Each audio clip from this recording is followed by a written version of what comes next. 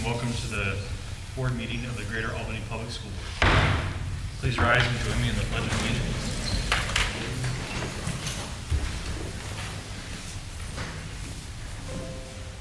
I pledge allegiance to the flag of the United States of America and to the republic for which it stands, one nation, under God, indivisible, with liberty and justice for all.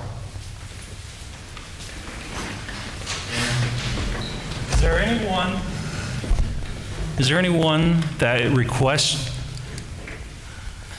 interpretation tonight? If so, please raise your hand. ¿Alguien necesita un intérprete hoy noche? Thank you very much. Welcome, everyone. And before we get into things, we'll see Director Thompson is not here yet. He might pop in. He's coming. And I'll hear a motion to approve the agenda. So moved. I second. All in favor? Aye. All right, agenda is approved. Mr. Superintendent brings us to comments from the public, but I'd ask if you would also introduce our new executive director at the table. Yes, absolutely. We have Executive Director Case Bowman, and Case is our new Director of Operations. And I'll also introduce Sean Yoder tonight, who is out there in the audience, who is our new Director of Business and Finance. Thank you very much, sir. You bet. Public comment? Yes, sir. I have a summary tonight, 5 comments in total, 1 explaining equity to the board, 1 with a concern about on-track graduation rates and student achievement, 2 about teacher workload in this year of COVID and suggestions for relief, and 1 with suggestions about the transparent presentation of information gathered in the superintendent selection process. Public comment number 1 is from Susan Leonard. Board of Directors, it seems from past discussions I've heard at listening sessions, equity refers to fairness and justice and is not about the same thing as equality. I like the orthodontia metaphor used to explain equity, but it doesn't go far enough. Try this one. Imagine a 7-foot-high fence that obscures the view. Then imagine 3 people, 6 feet, 5 feet, and 4 feet tall. If each is given a 2-foot-tall box, that would be considered equality and would allow the tallest person to see over the fence, but not the others. If each is given a box tall enough that allows each to see over the fence, we call that equity. That would be a good temporary solution, but the better long-term solution would be to tear down the fence. The problem is that the fence, which in this case would be a better metaphor for systemic racism, is strong and broad, and the fence posts go deep into our culture and history. It will take time, effort, and examination to figure out how to remove it. This examination is necessary to understand how systems, policies, and the law perpetuate inequities. We can then use this knowledge to mitigate and stop inequities at the root cause in the schools. This means encouraging culturally relevant practices in order to address existing disparities. The lack of culturally relevant content and teacher diversity directly contribute to the lack of adequate and equitable opportunities for all students, specifically students of color, students from low-income families, and students from other underserved groups. Students need to be taught the true and complete history of the United States. How else can we expect them to work toward the lofty goals of the right to life, liberty, and the pursuit of happiness for all? What duty is more pressing for our students, the future guardians of the principles we hold dear in this country? And I should have said earlier that some of these are cut down and paraphrased to some degree. Public comment number 2 from May Yee. Chair Aganagwa and members of the board, my name is May Yee. I am concerned with the very low numbers of students in GAPS who are on track to graduate. According to the October 8th ADH, Albany Democrat Herald, only 67% of 9th grade students were on track to graduate. In 2018-19, that number was 79%, a drop of 12%. Further, according to the 2019 GAPS district data, only 33% of our 11th grade students passed the state math tests. In 2 of our elementary schools, only 17% of 3rd graders passed state math tests and only 11% passed English tests. Not only are the passing percentages disturbingly low, they're also declining from previous years. School funding has increased an average of 18.49% every year for the last 16 years. I visited with an 8th grade teacher recently who expressed concerns that many 8th grade students are advancing to 9th grade without the needed skills. I respectfully request that you consider taking action on the enforcement of performance for each student. Let's have a publicized plan for 100% of our students passing the state standardized tests in reading and math in 6 years. The success of our students and our nation's future are in your hands. Your leadership are greatly appreciated. Public comment number 3, Lindsay Jansen Hostetler, GAEA President. Educators will always do what's best for kids, but right now it's very difficult to say that the system is doing what is best for kids. Many students are exhibiting behaviors because they have to relearn how to do school. It is difficult for some of them to last for an entire school day. To the educators of GAEA, that is perhaps what is the most heartbreaking. We want to do what we can to serve the students of Greater Albany and meet their needs, but it's difficult to pour from an empty cup. The cup of our educators are increasingly empty. In a recent internal survey by the Greater Albany Education Association, 75% of GAPS certified educators have thought about quitting the profession recently. That's from an N of 315 with 95% confidence, a plus or minus 4% margin of error. 88% of educators surveyed say that their stress levels are high or severe. When asked about what is contributing to their high levels of stress, respondents listed the following as just a few of the reasons. More preparation and planning due to the need for student access to both in-person and digital resources, Canvas, Seesaw. Preparing for students who are below grade level. Loss of preparation and planning time due to covering for other classes. Too much time in meetings and too much time spent in professional development. Lack of support with student behaviors, increased number of students with mental health and behavioral needs, and inability to take time off to recuperate and recover from serving students with high needs. We implore the school board to work together with district leadership and association leadership to come to solutions for workload relief. Conferences are being held this month, and that requires teachers to work longer days than usual for trade time. However, due to the high stress environment at present, that trade time is not enough. We are asking for specific solutions to prevent burnout so that we can continue to educate our students. Suspension of professional development, suspension of PLCs, make Wednesdays strictly planning time, except required meetings, convert a student contact day into a planning day, expand a holiday break, temporary suspension of evaluations and SLGGs except as needed. As it stands, there are not enough people in our schools to do the work required to serve our students to the best of the system's ability. We fear that the problem will become worse, which is not good for our community.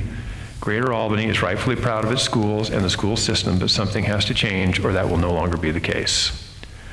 Public comment number 4. Janine Topline, North Albany Elementary. Dear GAPS leadership, district leadership, I'd like to thank you for your tireless work in having our students back in the schools. It's been wonderful to see their masked faces every day and see the growth that they have made even in the short amount of time that they have been with us. In this short time, though, a lot have been put on the staff's plate that we did not anticipate. We knew this was going to be a tougher year than most, but it has been even harder than we could have imagined. Issues that have made this tough are more than the average number of students coming in with dysregulation issues and requiring more mental health SEL strategies despite having counselors who are often not available because they are subbing or already engaged with students in need. Balancing in-person teaching with getting lessons ready for students who require the use of Canvas and Seesaw. Students being quarantined and not doing the lessons that were planned for Canvas Seesaw who now need to be retaught in person. A lack of parent volunteers that would normally help ease the burden. Having to take a much needed work day to spend in PD that was not relevant to our curriculum since we will have new curriculum next year. Learning a new platform to communicate, i.e. Parent Square. Teachers are not taking desperately needed days off due to lack of subs. TOSAs and principals subbing for teachers are constantly in meetings, so we are now without their support. In light of this, I would like to request that the district see the value in what the staff are giving to the district and community. This value would be in the staff of GAPS being compensated for their extra time. This could be in the form of monetary compensation, non-student contract days to be teacher work days, edX walkthroughs to be suspended, gifted time off to reset and recover, Wednesdays to be free of meetings so teachers can plan. All of these would make the staff feel valued and appreciated. Thank you for your dedication to making GAPS a place where teachers feel valued and supported by their leadership. And last, public comment number 5, Mark Leonard. GAPS school board members, I'm writing to expand on my question from last week's listening session at Liberty Elementary School. I ask about the superintendent search process and information that will be collected from the public in those sessions, surveys, and stakeholder meetings. I also mentioned this to a representative of the search consultant firm, McPherson & Jacobson.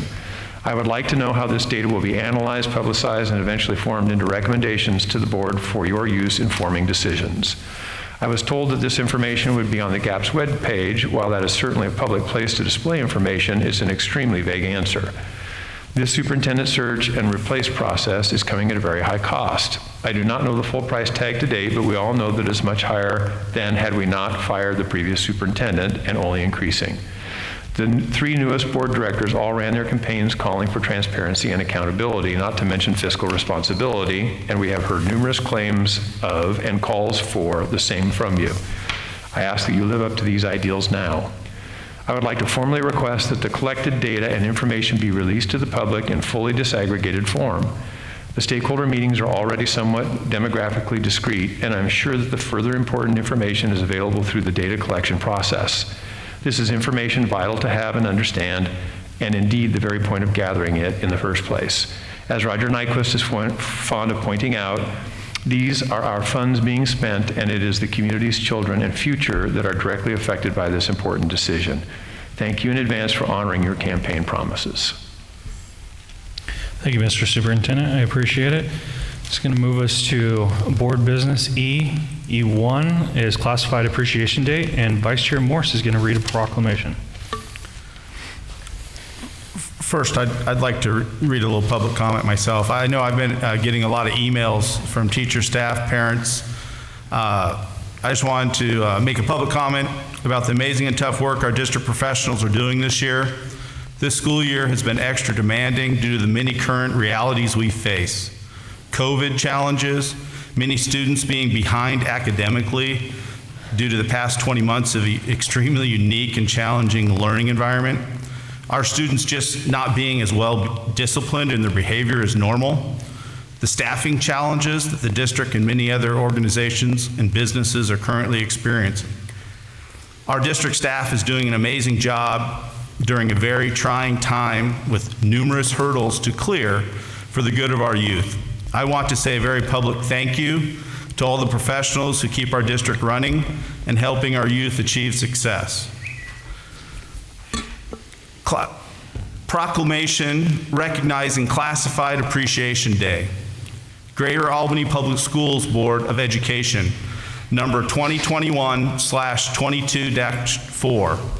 Whereas the education of youth is essential to the future of our community, state, country, and world. And whereas classified employees are the backbone of our public education system. And whereas classified employees work directly with students, educators, parents, volunteers, business partners, and community members.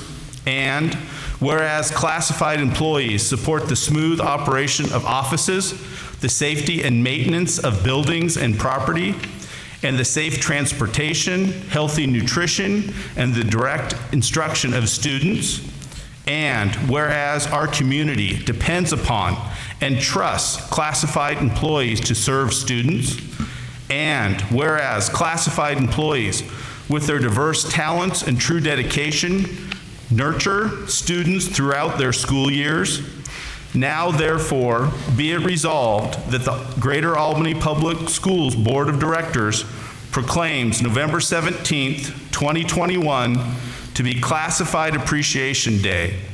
And be it further resolved that the Greater Albany Public Schools Boards of Directors strongly encourages all members of our community to join in this observance, recognizing the dedication and hard work of these individuals. Adopted this 15th day of November 2021. Thank you, Vice Chair Morse. And I'll entertain a motion to adopt E1 Classified Employee Appreciation Day. So moved. Seconded. All in favor? Aye. And opposed? Thank you very much, gentlemen. That'll move us to E2. Action 1 is to move to vote Jeff Davis for the OSBA Board of Directors in position 10.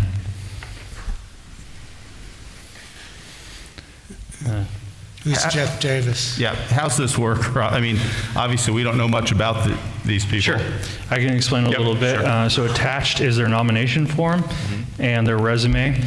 These are open positions. So one is to be on the legislative committee and the other is to be on the board of directors. It's done regionally, so it's represented throughout the state. And there's two people running for two positions unopposed. And so our approving it is ceremonial. Exactly. Yeah. Well done.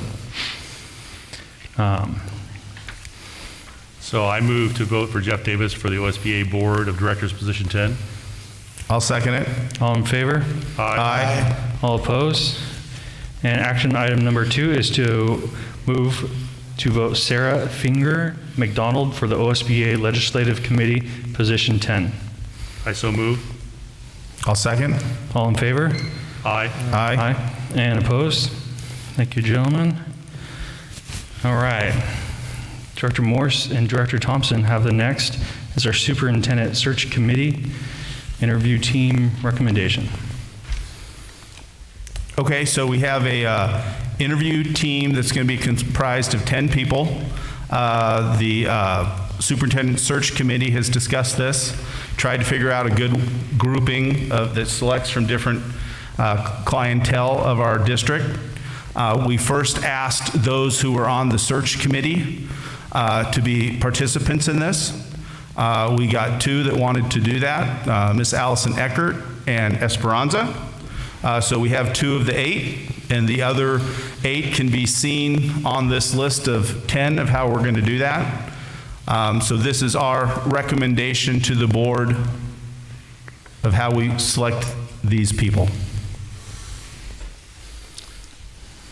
Mr. Chair, if I might, Michael, did you have something to present as a motion? That was great. No. So I have a bit of a concern process-wise in that I would prefer the entire slate come before us. I also would be good with, I think, I've not been present for the internal conversations about 10 being the number. I would venture to guess that there is no exact perfect number. And so give me some thought on, could we be 10 plus our 2 student representatives? Well, yeah, I don't think we have a hard and fast, what we're giving you tonight was worked out at our last meeting, but I don't think, based on those discussions, I don't think that there was a hard and fast, it wasn't a hard and fast, I think we're open to it. I think we're open to that. Okay, so that would be my first point. My second one would be that, again, I think process-wise, we'd be better off approving the slate as presented instead of just filling slots as we go. And I would hope that we could get a presented slate that there was a consensus of that committee on.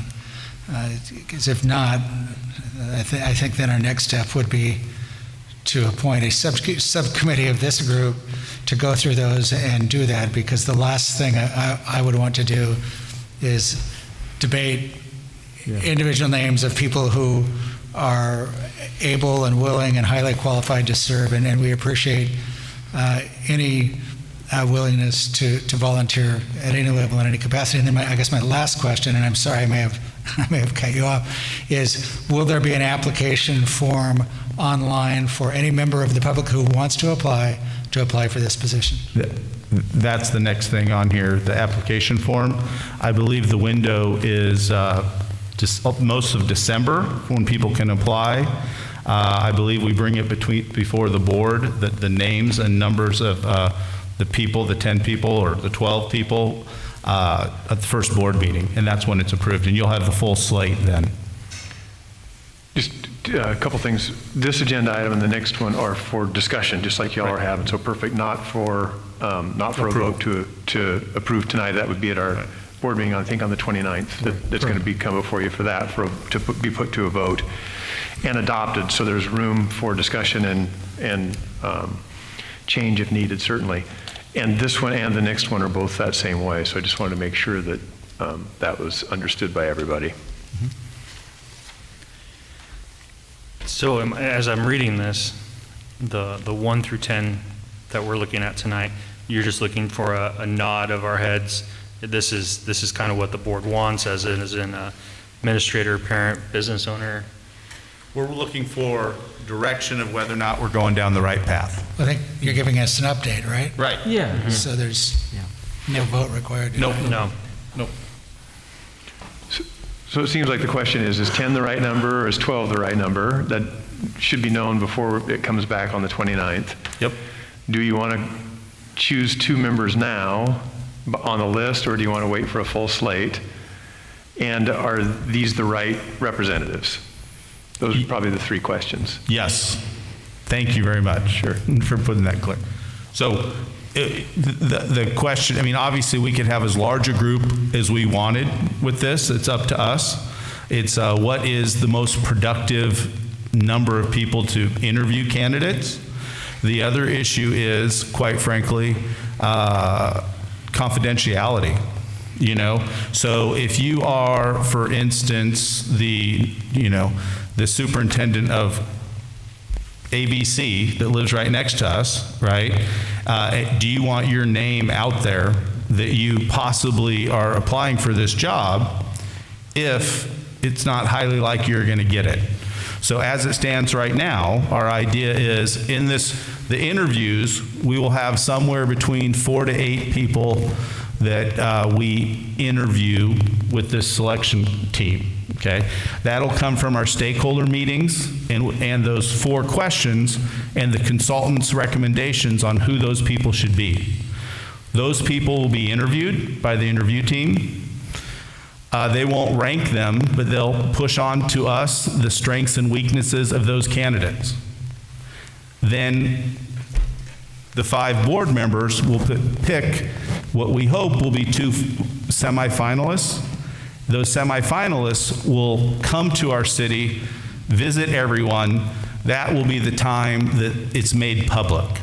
The reason we don't want to make public a higher number is, quite frankly, the consulting firm and Mr. Saxton and others tell us people won't want to be on that list because, if you're not highly likely to get that job, how likely are you to want to let everyone in your community you're thinking about leaving?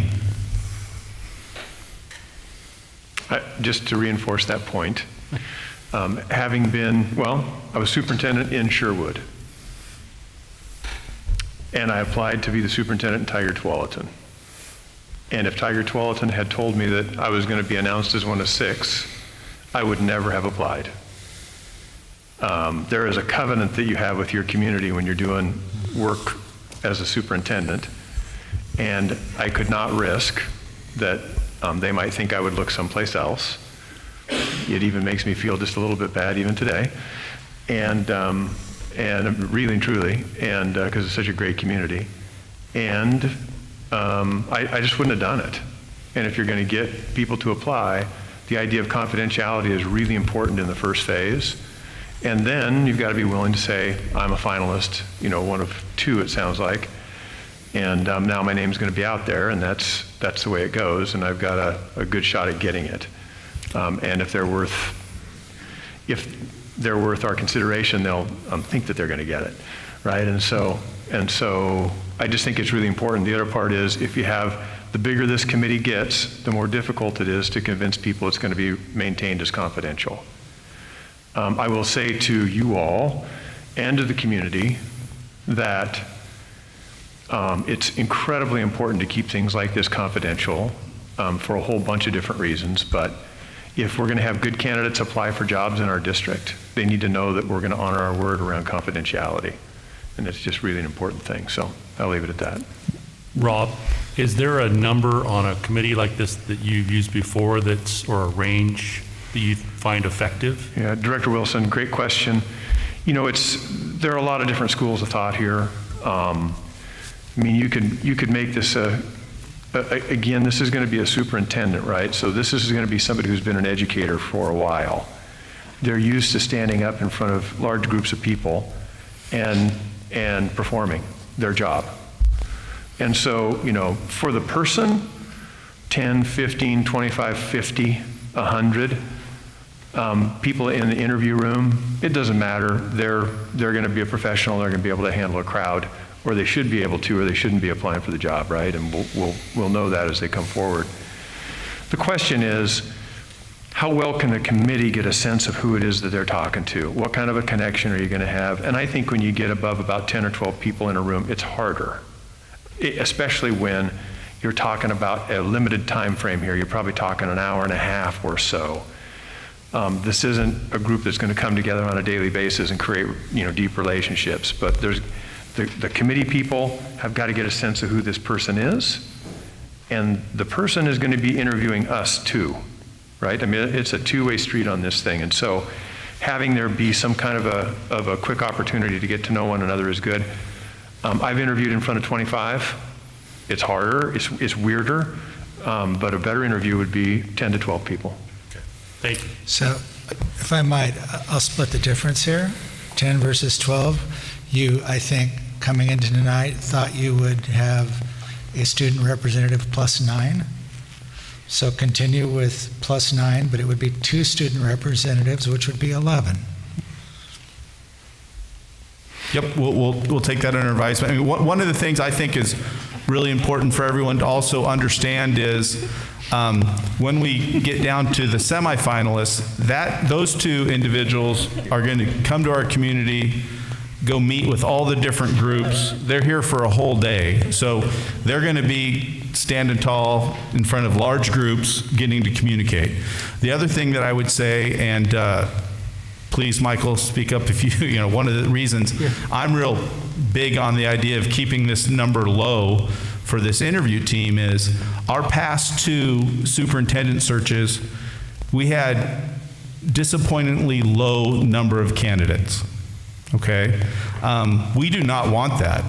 We do not want that at all. We want a very large, talented group of individuals to pick amongst. We've had, Chris Green likes to remind us this, but we've had 4 superintendents in the last 4 years. That's not what we're shooting for here. One of the big reasons, at least I went with the consulting firm that we selected, was I think their numbers were they had like 84, 85% of their superintendents were in place 5 years later. We want someone that wants to come here, that's talented enough to come here, that we can keep long-term. I have concerns. I have concerns that we have a rigid, fixed process prior to even knowing who the applicant pool is. And so if I'm to understand it right, you have a fixed number, not fixed, I think between 4 and 8 you're going to interview? It depends on the candidate pool. Okay, so if it's between 4 and 8, then that will be reduced to how many before it gets to us? So we don't know how many are going to apply, right? So however many apply, they're going to pick a group between 4 and 8 that are going to make this interview process team. So to a certain extent, I'm having to guess, right? So let's guess that we are fortunate enough to have 15 applicants. And let's say that the consulting firm, through our stakeholder meetings and through our interview questions, decides that we have 7 that really have a good chance of being a good fit here. And so 7 people would be interviewed. From that 7, they would take the data, they would forward that to all of us, the board. We get to select 2 of those 7 to be the finalists. Okay, so I don't at all agree with the 2 of the 7. Okay. Because if you narrow it down to 2 and 1 drops out, you're done. And you didn't even go through that process. I don't agree to that. I am concerned that this thing is rigid in that regard and would prefer that we leave that, the number that we initially interview and the number of times we interview them be not set in stone, because you just don't know my experience is, you just don't know who applies and how this process goes and how many times you're going to want to talk to somebody. I would not say it's set in stone. I would say we're trying to set some parameters to work around. And one of the reasons I'm monopolizing this, so I apologize, Michael. The reason we want to stay to 2 is because of people like Mr. Saxton and other superintendents who tell us if they are one of 3 and they're going to be announced, they do not want to be on that list.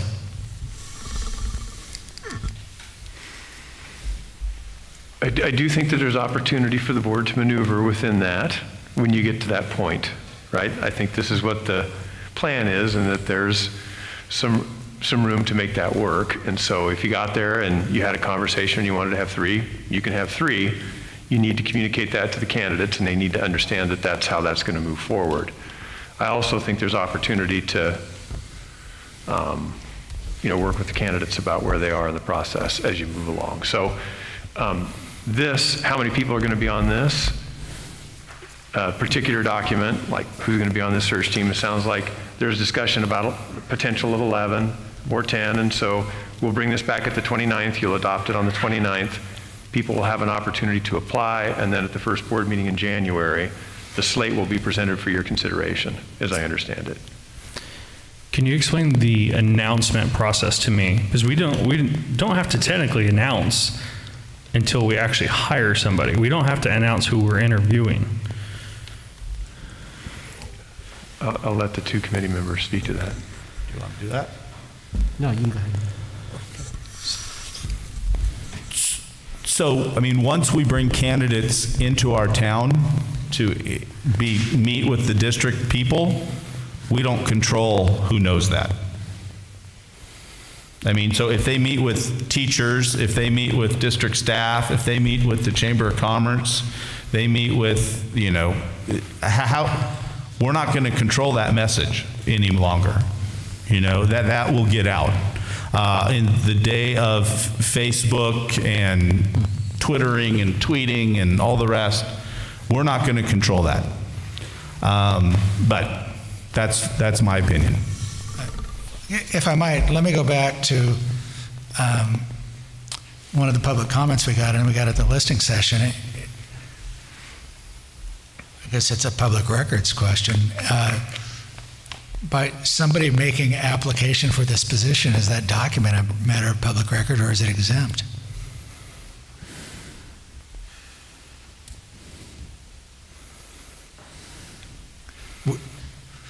We should ask Paul that question. We should. I don't know that I know the answer.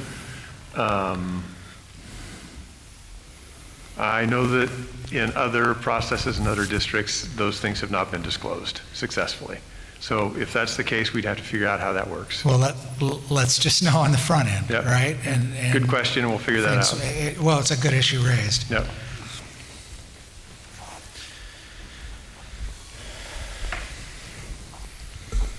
Okay, so obviously the Superintendent Search Committee has some work to do on determining the actual number on the interview team. And then this next slate, the community interview team application is here. It is, the opening for the application window is going to be December 6th through 31st. The board meets, and here's the recommendations on January 10th. So it's a pretty short window.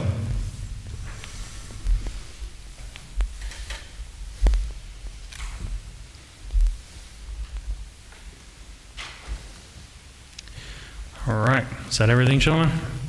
Any follow-up questions?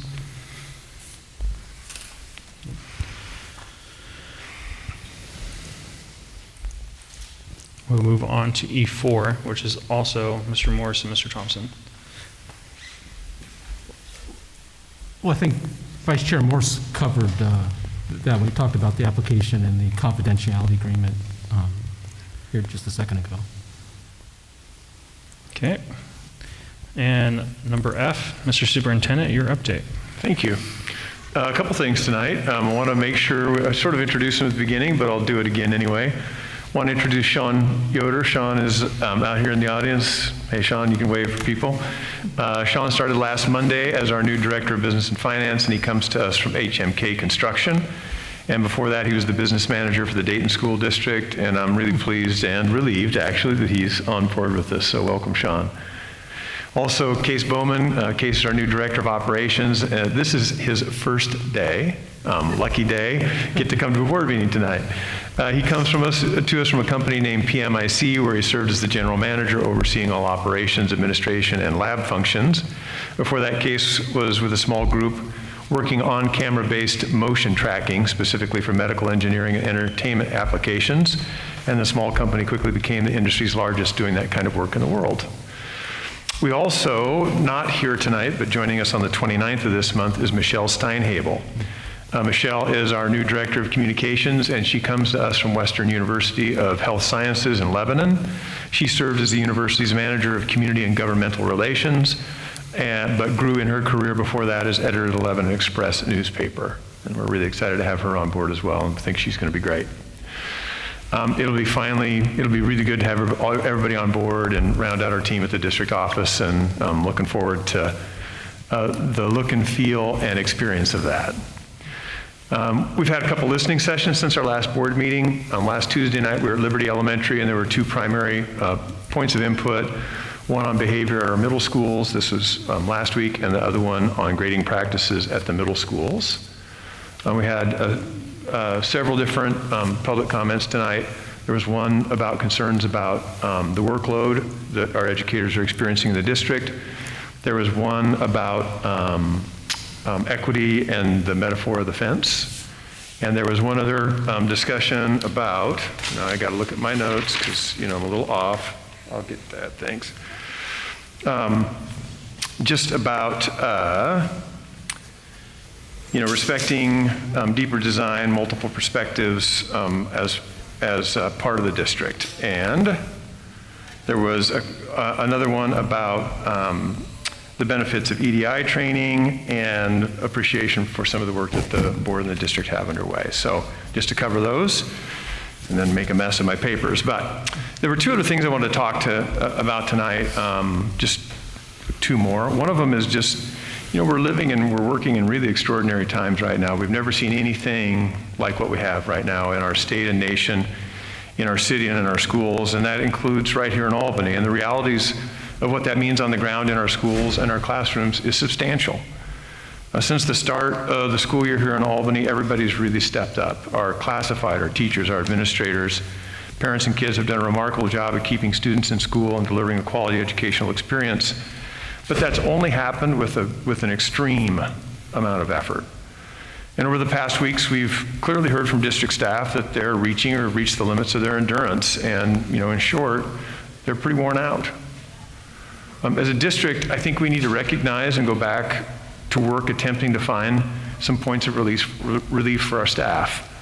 And so I want the board to know that I met with leadership of our Teachers Association and the UNISERV representative for our Licensed and Classified Association last week in an effort to find ways to reduce the current strain.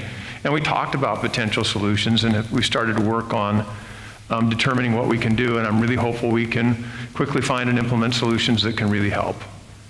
It's too early in a long school year for everybody to be worn out. And you, the board, should anticipate that I'll be bringing a memorandum of agreement, I hope, between the district and the association outlining tentatively agreed upon relief efforts in the near future for your consideration and vote. So I want you to know that, and that's underway, and I'm hopeful that we can get someplace on that fairly quickly. Also, just school improvement efforts. I know that there's been a real interest, on the part of the board, which I very deeply appreciate, about wanting to understand what it is that we're trying to do and how we're working around improving outcomes for kids. And over the past month or so, one of those that I think is really important and works with success of quality instruction in the classroom, we've been working on this year is called Qtel, which is Quality Teaching for English Learners. And the thing about it is this was developed around, teaching to English learners. But what people found in working in the curricula is how deeply impactful it could be for everyone. And I think it's a very important concept when we talk about this and other efforts, especially centered around equity, that a lot of the time when we do really good work around making sure that students who historically have not been well served by the way that we go about the work that we do, and we address that, and we get really smart about how we work, that it helps everybody with their learning, but I hope especially those students who historically haven't had the advantages that some of our other kids have had. But this is especially around making sure that we're being smart in the support in developing language and vocabulary and understanding of language. So part of the effort in this is how that instruction takes place in a classroom, but then also how administrators can support that work happening in the classroom. And so a couple different times now I've had an opportunity at our high schools to work with the administrators who are receiving training in how to observe in a way that would be supportive of Qtel. And so we have a person who comes and works with them, then small groups of administrators go into classrooms and they watch instruction and they pay attention to what's happening, and then they come back together and they talk about what they saw. And it is creating an inter-rater reliability, a group of people who can look at something and see it in a similar way and know what really good instruction in a Qtel model looks like. And then have the ability to then go and watch some of the instruction that way for themselves as they move down the road. And the thing about it is that there are two really cool things. One is the instruction that I've seen in the classes that I've gotten to go and watch has been unbelievably good. Like the talk that you see between students and the vocabulary use and the development of this, and this is not something that teachers have not had deep training in yet, right? This is something that we're working with the administrators on first, and so to see that kind of great quality instruction take place in our classrooms is so fun to go and see, and to see students be excited about the instruction. Was I in one of your classes maybe one day? I don't think so, maybe. Anyway, really good stuff. And then to watch the administrators learn about what this looks like and how to talk about it in a really smart and consistent way. So I've been doing that. Once in a while I get to report on little things that I've been out there doing, and I just wanted to have you hear that because it is one of a number of efforts that we have going on in the district to try to improve what's happening around student learning, but through a bunch of other people doing some learning as well. So I'd be happy to answer any questions. If there's anything else that you hope to hear from me tonight, I'd be happy to answer or bring up. If I might follow up, and in fear of breaking my first promise to you, which is that I wouldn't surprise you in a public meeting. During the listening session tonight, we had a conversation with at least one teacher in the classroom. We received several correspondence over the last week. It's a bit awkward because teachers are a represented unit. There's a contract, there's an entire and complete process to negotiate those things, and I will do my best to not delve into those, but I'll just say I'm really concerned. We're 2.5 months into the school year. The feedback I get is kids are behind. Kids are still behind scholastically. Many kids are struggling emotionally. And I appreciate the pragmatic and incremental approach to improving things.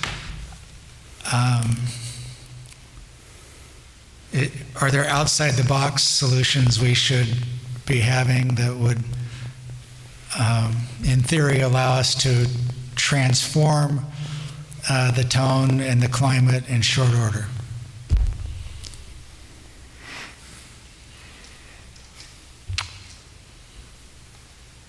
In short order is a really, I mean, I'm not exactly sure how you do that. And I heard you say that a little bit earlier when we were in the listening session, and I thought, I wonder, what that would be. Here's what I do know is that, my hope or approach to this would be to meet with folks and say, let's do some brainstorming about what's possible here and what we can consider, which we have spent a couple hours doing previously, and we need to do again.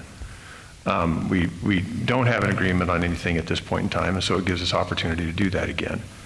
And I do think that bringing a bunch of people together and talking about it is a smart way to go forward, and it gives us a chance to think about what those things might be. I know Heather and I were there last time, along with leadership from the association, and we will do that again, and I think we'll broaden the association leadership on this next go-around, which will be good.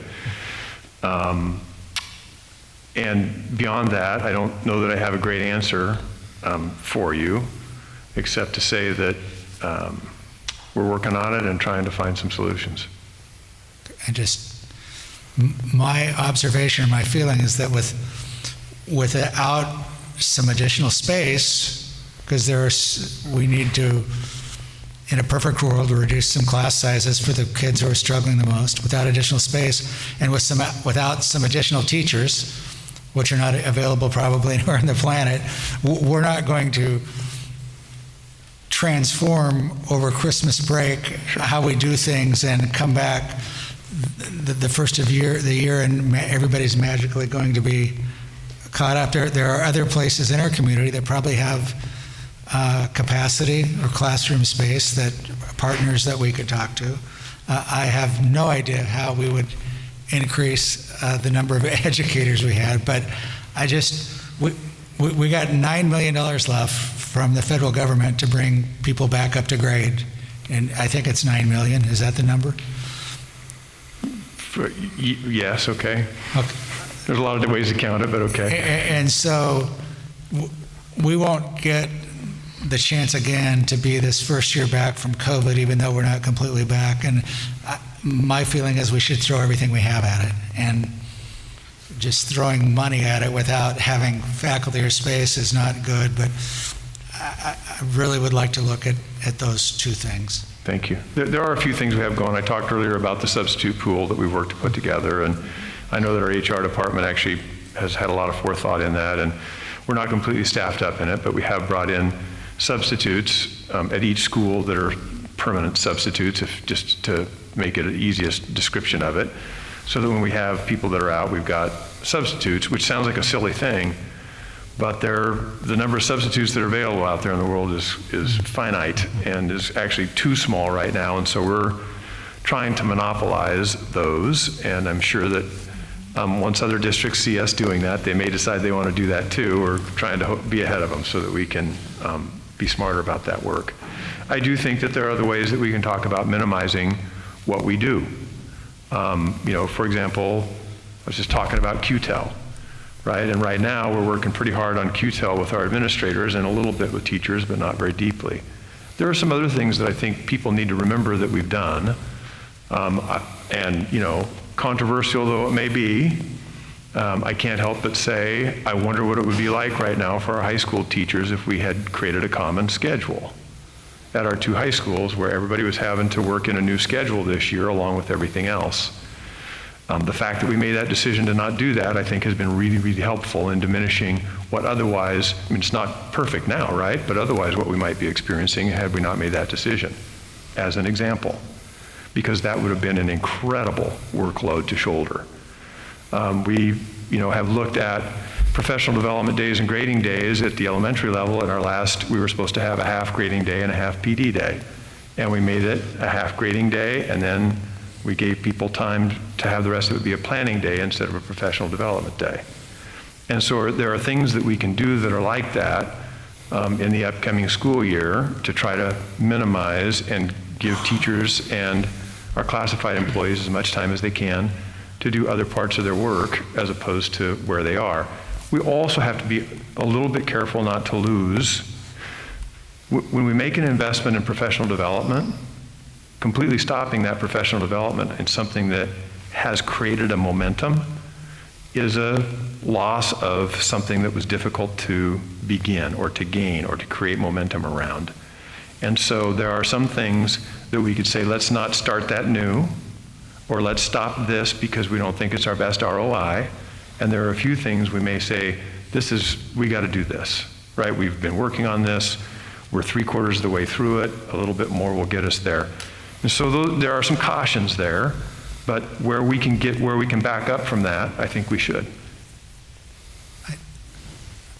I do have just one more, not completely related, but Superintendent Saxon, and I, in the matter of full disclosure, Board Member Thompson and I had lunch Friday afternoon with Senator Yee, and as a result of that, she had a document which was the Greater Albany Public School K through 12 Academic Improvement Plan that was a 2018-2019 plan I sent to you, and in a lot of ways you're doing triage, education triage stuff around here, and I get that, but at the soonest opportunity, if we could update that, that would be good. I would say the only caveat with that would be it should be something we can achieve, because Senator Yee will hold us accountable. Yes, Chair Agnog, if I could. Yeah, absolutely. I appreciate y'all having lunch with Senator Yee, first off, and also for her commitment and interest in what's happening in the district. It's commendable. And I did take a quick look at the 18-19 academic improvement plan, and we'll dust that off and get that document and take another look at what that says. I do think it's important for our district to always be trying to move forward and make sure that students can be as successful as possible. I also have to balance our previous discussion with that expectation. So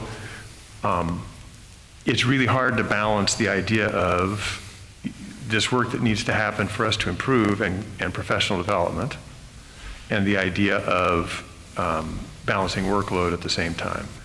So I just want to acknowledge that those two things exist in the same, sort of in the same conversation, and that in order to make things happen, we've got to really look at ROI and determine where it is that we're willing to put leverage right now and where we're not, in a time when our staff have been, we've all acknowledged, are working really, really hard. Sure.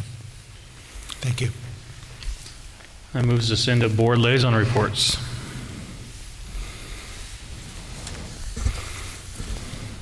Sure, I'll go.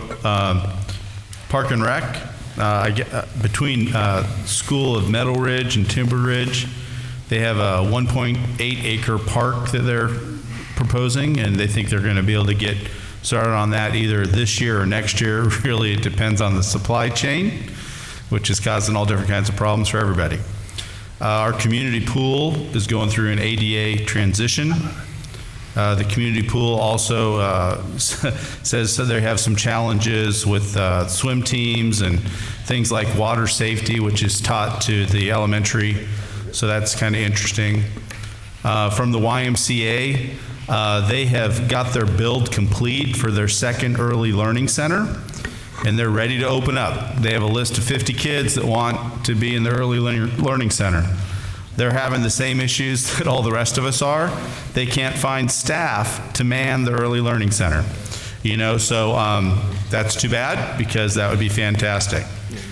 The Boys and Girls Club, I know they still plan to open a satellite program at Waverly.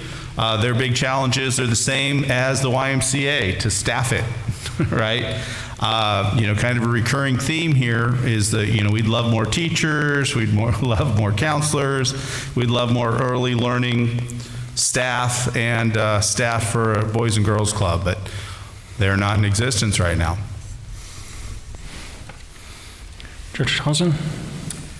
I didn't have a liaison report. I just want to dovetail of what Director Nyquist was talking about. I got the same emails we all have from teachers, and I just really see, when you talk about space, I think about not physical space, but we need to give time space for them. And when I hear what I heard from Director Nyquist, and I'm not, of course we want our kids to get caught up, but I heard the potential for a lot more workload, and I think if I can summarize most of these emails, it's that in addition to what we've historically had, we being teachers, we have got more workload in the form of teaching to in-person and teaching when they go to distance.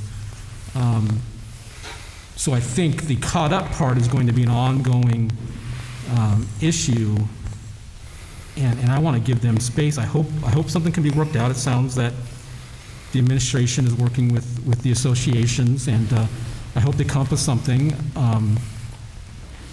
to give them space to catch up to the work that they're doing right now to maintain, just to maintain. And the future, schooling may look a little different in the future, but when you talk about catching up, in a lot of this community, if you bring up the idea, and this is something well before COVID, the idea of a school year that went a little bit longer, that summers didn't quite look the same. We had, thanks to the legislature, we had tremendous opportunities last summer, and I hope we have opportunities again this summer. So I think the catching up is going to take place in the summer. It's going to take place in future years. But right now, the space we need to give to our teachers is space to do their work in just a much different environment than we've ever had. Gentlemen? One of the things he's talking on, and that I found really unique to when teachers and administrators and stuff would talk to me, one of the biggest challenges we have are behavioral issues going on right now. Our kids don't know how to listen to a teacher. They're having more, it depends on the age of kids, right? But we're spending more time trying to keep those kids well behaved. Another thing that's really amazing and came up a lot more than I thought was in the last 10, 15 years, the range of spectrum of our children has really changed. And what I mean by that is their academic level. So let's say you're a 4th grade teacher, right? Well, normally you think you're going to be teaching someone that's maybe upper 3rd, lower 5th, and all your kids are going to be in that group. Elementary teachers say that's not how it exists anymore. If you're a 4th or 5th grade teacher, you might be teaching kids that are a reading level of 1st grade, and you might be teaching all the way to 7th grade. So imagine trying to keep those students occupied and interested. That's really a challenging thing. I mean, my kids are only 2 years apart, and they're not as bad now because they're teenagers, but the difference between a 2 and a 4 or 5-year-old is quite a bit. Well, I had a board member report, but not a liaison report. So. Let's just knock them both out. All right, cool. Being it's 4 days after Veterans Day, I want to take a moment to thank our 2 veterans, Eric Aganagua, United States Air Force, Dr. Pete Morse, United States Navy, for their service, and all the other veterans that may be in attendance or in our district. Thank you so much. I know that because of your service and the sacrifice of the military members that have come before, that our way of life in America is possible. And without your service and without their sacrifice, this would not be the same country. And I thank you deeply. Thank you, sir. Thanks. Dr. Nyquist? I've said enough. Okay.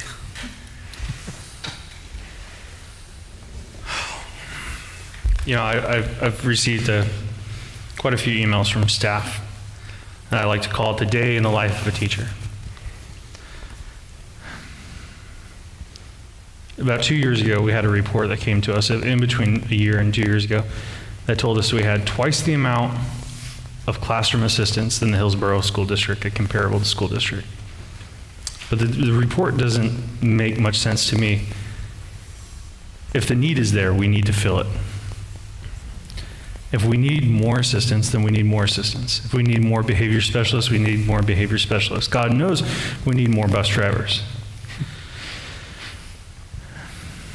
For 2 years, 2.5 years on this board, I've asked and was turned down by fellow board members and by fellow administrations to add 2 weeks to the end of the school year. 2 weeks. Oregon has the shortest school year in the country. If you go to K through 12 in Washington as a public school student, you have gone through 1 year more of school than you have in Oregon. It is time we start getting serious, and we have the money from the federal government to do it. It is time to support our staff and to support our educational processes for our students that are behind. We look at problems that we're looking at now. Preschool. We have 2 empty elementary schools, but we have money that we could spend on preschool. A student goes to preschool is 4 times more academically rated than another student that did not go to preschool and third grade. It is time this table and this administrators start taking this very seriously. I've watched for 6 years Mei Yi come and give her annual report. The good senator gives that report every year, and it falls on mostly death years. I have 6 months left as the board chair. This is my primary goal, and it will be talked about.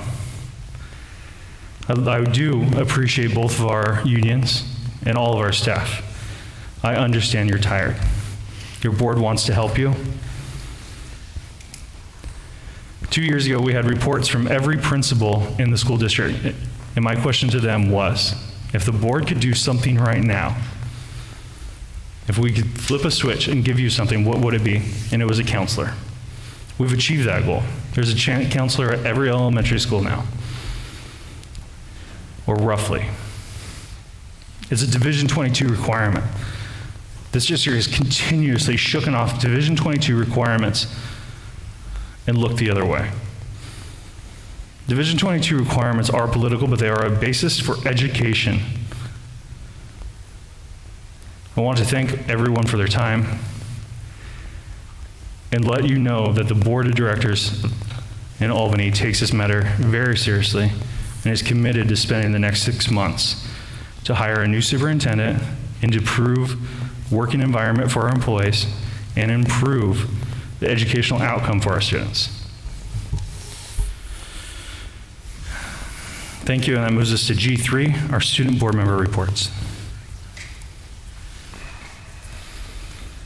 Just to know, that sounds fine and dandy, but can you just hold off? I'm so close to graduating, and it just seems like a lot more effort. On a serious note, though. Okay, our dance team placed first at a competition in Happy Valley over the weekend, so congrats to them.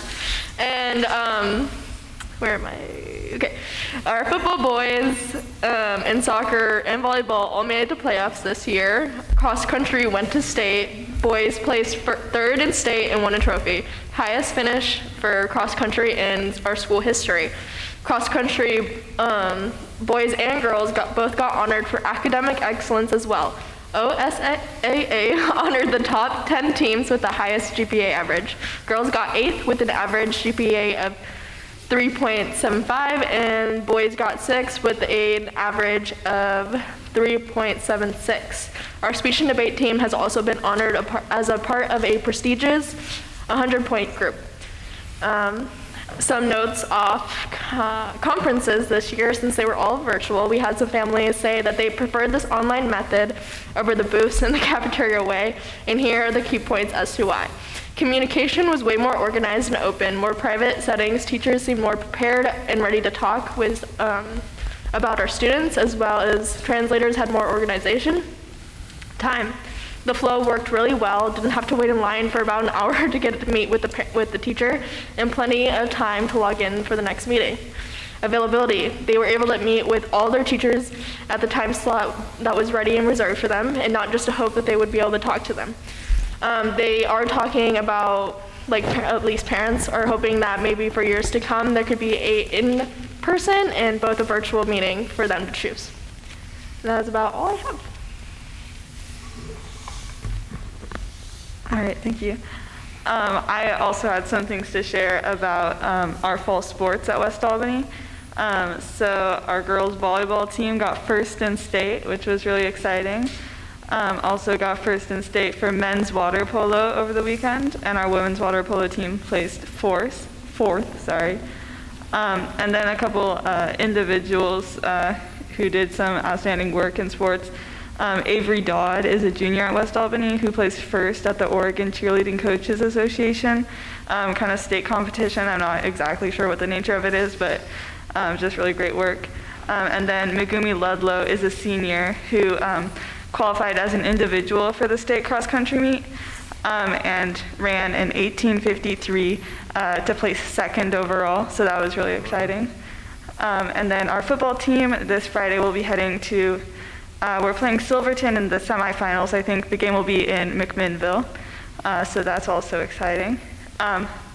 And then we also just had our conferences, also online, and I would say I think it's a good system. One thing is that there's been a lot of talk about just like how much work it is on the teachers, and I can say, I guess, just from my experience, my dad is a teacher, and he started his conferences at 3:30, probably didn't get home until like 9 o'clock, and just was like scheduled like every 15 minutes, had a different conference, and it's just a whole lot of work like on top of, that was on Wednesday after having like a 6-hour school day, and so it's just a whole lot of work that we're giving to our teachers, but for a good cause, because it's good for the families to be able to connect with their teachers in that way. And then on Saturday, is that true? No, Thursday, we were, sorry. The West Albany Band and also the South Albany Band performed at the Veterans Day Parade at the YMCA. So that was cool to be able to have kind of both bands be in the same little event together, and it was cool to have the support from South Albany and for us to be able to listen to and support them as well. So I like that. And then finally we have our food drive going on in West Albany right now. We're doing it as a class competition, so like every class has the opportunity to bring food to, I guess, kind of like represent their class spirit, but also just give back to West Albany families who may be experiencing food insecurity. So that's a really cool program at West Albany that makes me proud to be a Bulldog. And that's all, thank you. Thank you very much, ma'am. That is going to move us into our consent agenda. I'll entertain a motion to pass the personnel classified / administrators. New So hires. moved. I second. All in favor? Aye. Opposed? I'll hear a motion to pass the personnel. I'm sorry, that earlier was a certified, now it is the classified. So moved. Seconded. All in favor? Aye. Superintendent Saxon, can I ask one quick question? So all the licensed personnel that are going to the schools, it always says temp, and I think, Heather, you explained this to me before. That's because it's middle of the school year? Is that why they're not permanent, or? Typically, after the start of the school year, we did hire some permanents into September. That was, but at this point, it's usually a temporary position. It gives us an opportunity to work with them. And then when we repost in the spring, there are many temporary teachers that are, perhaps hired for that position. Or there are temporary teachers who say, thank you, and good luck. I mean, maybe they're doing it temporary just for the year. But that is pretty common. It doesn't mean that you may not see something permanent hired, but it's not uncommon that we've gone temp. Thank you. I just wanted to confirm that in my mind. That brings us to our next agenda item. Mr. Superintendent. Yes, this has to do with state school funding in Chiroganaga. I need to apologize to you and the community. I thought we would probably have I made an assumption that we would have a screen share so that people out in the audience could see this. I'd be happy to bring this back to the next board meeting, or I can walk you through the document that you have in front of you. I'll leave it at your discretion. I think we should walk through it, and we can post this on the district webpage. Okay, be happy to do that. So this is the second part of discussion about the state school fund, and this is more about the formula. So you'll remember at the last meeting, I talked about how much each student brings to the district, and then also that some students bring more because of a weighted factor. So like a special education student counts as 2 students in our average daily membership weighted, or an ELL student, a second language learning student, counts as 1.5 in our funding formula. We get just over $9,000 per student, and so some students, single student on an IEP, a special education student, brings in $18,000. And if it's a ELL student, for example, it would be $13,500, right? So that's part of it.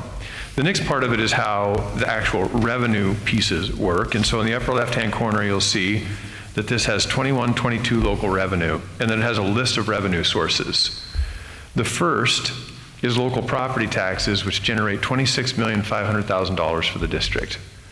So this is important. K-12 schools used to, pre-Measure 5, almost be entirely funded on local property taxes at the local level. And when ballot Measure 5 passed, the state took over the responsibility largely for funding. Our local communities' property taxes, as part of ballot Measure 5 and 50, are sort of frozen, if you will, to a certain extent in how much they can go up in any given year. At any rate, our local property taxes generate $26.5 for the school district, which is a lot, $26,500,000. I'm not saying it's anything but that. Federal forest fees generate $150,000. Common school fund, almost $1 million. It's $991,000. Oregon is called a land grant state, and so that when the state was formed, the state granted lots of lands to public schools, and those lands create revenue. Some of those lands are forests. Some of those forests generate lots of revenue. Some of them, like the Elliott State Forest in Southern Oregon, generates no revenue. It actually costs the state money every year, but it's owned by the state school fund. Anyway, the revenue from that comes to the state and it gets divided among school districts. Our part of that is almost $1 million a year. County school fund is similar to that. It's $80,000 a year. State managed timber generates $300,000 a year in our community. And so our total local revenue is $28,021,000. Now, we get a way different number than that in our state school fund budget. In fact, our general purpose fund is $96,090,730. That's the estimate for this year. What happens in that is locally, we collect $28 million, and then the state sends us $71 million to generate the total of $96 million. This is an important concept. No matter how much we generated locally, the state would always have us have the same amount of money, $96,090,000. So if we generated $95 million in local revenue, they'd basically give us $1 million, and that money comes from income taxes from the citizens of the state. The rest of that money comes from income taxes.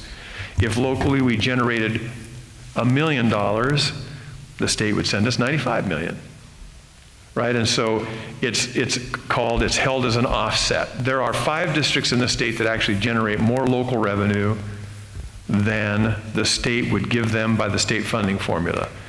For example, Neocani. Neocani is a destination community on the coast. Lots of property, not very many kids.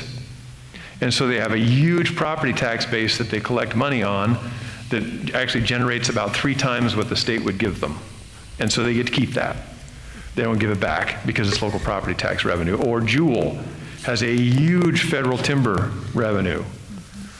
Jewel has about a 900% ending fund balance or something like that. And that's part of the formula for how that works. So that's on the left-hand side, the local revenue. On the right-hand side is the transportation grant. I'm going to keep it fairly simple. We spend, estimated in this formula, $5,300,000 on transportation a year. That includes anything that we spend on transportation, fuel, buses, property. And then we're in the 34th percentile on the number of miles that we drive as compared to a per student basis in the state. That's what that 34% is.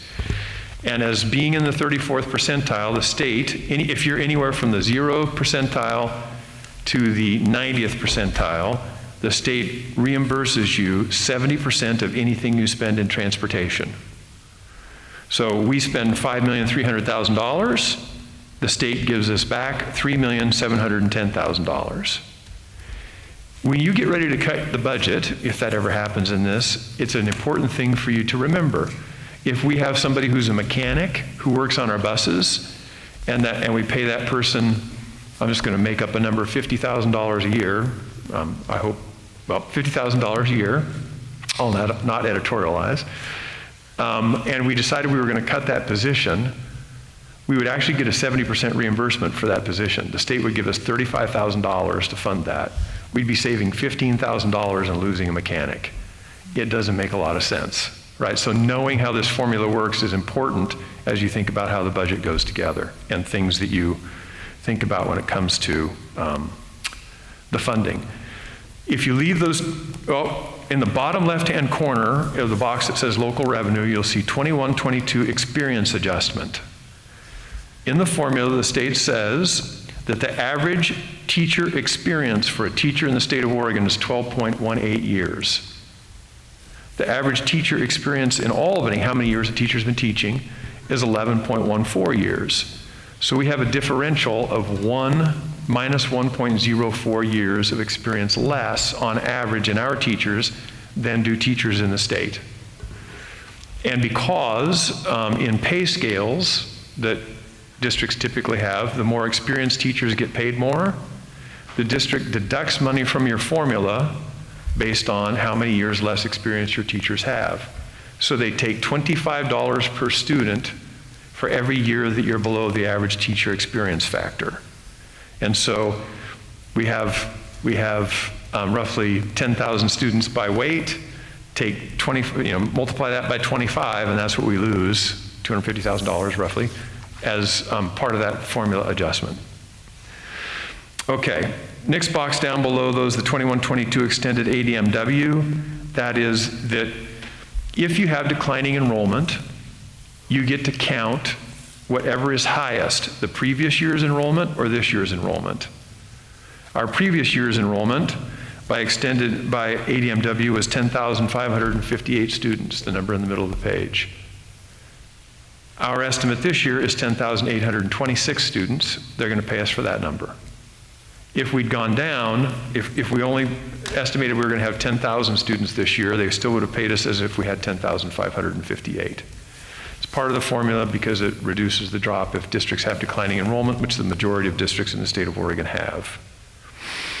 General purpose grant, this is just the formula by which they make the calculation. Our general purpose grant, when you subtract the $25 per student, comes out at $96,090,000. But then we also get to add in for total formula revenue the $3,700,010 that they're going to give us in the transportation grant, because we get a 70% reimbursement in transportation, making the total formula revenue $99,800,000, pretty darn close to $100 million, right? So $99,800,000. And then the amount that the state sends to us in income tax revenue, mostly income tax revenue, is $71,779,000 because our local revenue is $28 million. And our transportation grant is $7,300,000. If you do the math to figure out how much that is per student, our total formula revenue per ADMW is $9,218 per student. And that is how that works. Are there questions? I do. So the form says Lynn County, Greater Albany Public School District. Does this combine Benton County property tax revenue because it's a smaller portion, or is this just the Lynn County side of it? It has to be all of it, doesn't it? It's all of it. For it to be equalized. Yeah, it's all of it. It's District 8J, 2100. And so it actually is Greater Albany Public Schools, but the preponderance of it is in Lynn County. Okay. And so the other thing that this doesn't include, but we should note and thanks the taxpayers for it, is it doesn't include any bond revenue. Does not include bond revenue, doesn't include SIA, doesn't include ESSER, doesn't include ballot measure 98. Okay. All substantial pots of money. This is general fund. Okay. Thank you. Or grants. I just have a joke that I can't share. I'll do it later. I hope it's just a little, it takes time, but I hope it's a little bit instructive and it helps us think about how things work and how we might sometimes be able to leverage them to our advantage. So Sorry.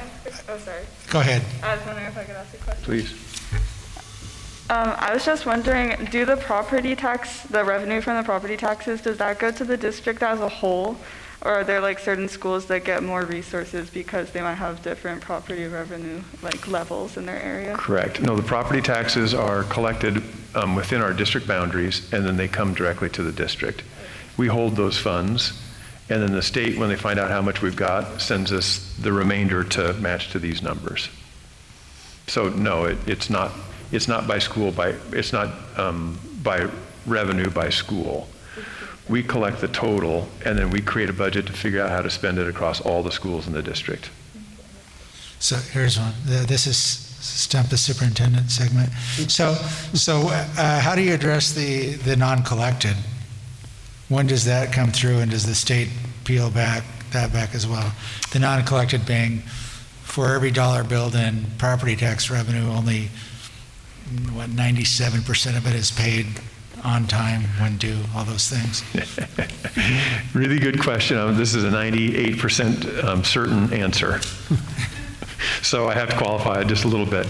My understanding of that is that, and this is, I know it was this way, 8, 9 years ago when I was in Tiger 12th, and I don't think it's changed, is that we collect what is collectible in local property tax revenue, and then the state backfills whatever is not collected. So if we didn't collect it, we're still going to end up with $99 million no matter what we do. What does happen, however, is that when the state legislature sets the amount of money that's going to be allowed for schools in Oregon, they make a calculation based on what they think the local property tax revenue is going to be and what income tax revenue is going to be. And if local property tax revenue comes in higher, then there is a surplus in dollars at the state. And I believe that those funds go into Rainy day fund. the rainy day fund. Thank you. And that has happened at times in the state, which is interesting. Yeah. All right. Well, thank you, Mr. Superintendent. Sure. I appreciate that. I think I'm on a roll here, so. No, yeah, you're good. Lexia. So this is a request that's before the board on new business, and our requested action would be that you move to approve the purchase of intervention materials in the amount of, we have two options here, an option for a 5-year purchase and an option for a 3-year purchase. And when I look at the 3-year purchase, it actually comes in at a lower dollar amount per year. So it would make sense that we would choose the 3-year purchase, which would be my recommendation to you this evening. Lexia is a program that we started using last year.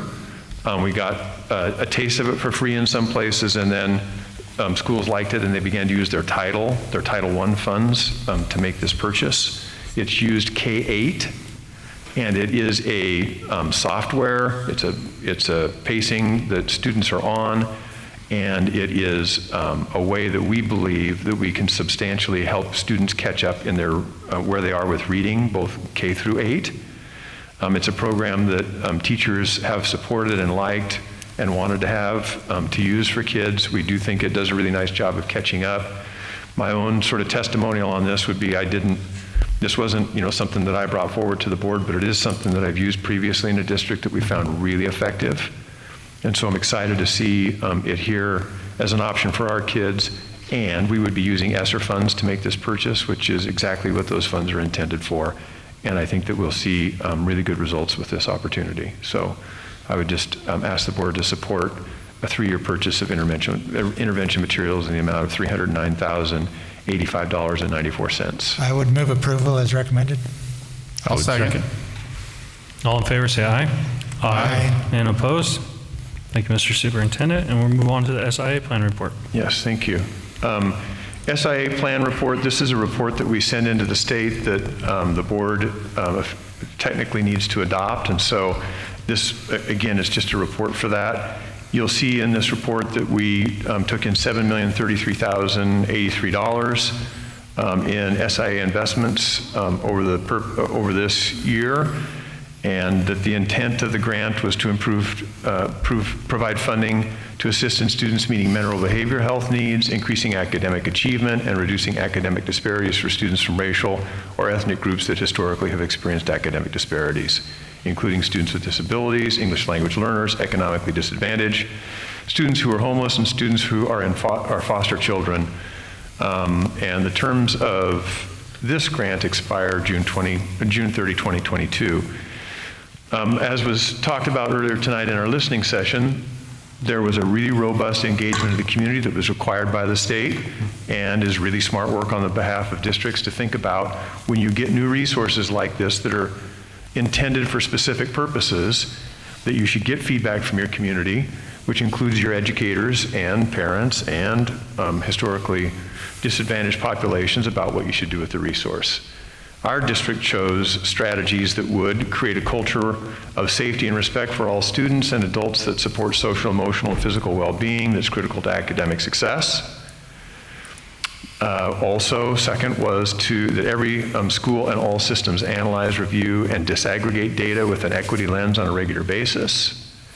That we ensure instructional practice and standards are high quality, rigorous, and incorporate the respectful consideration of culture, disability, race, gender, and language with equitable supports and opportunities.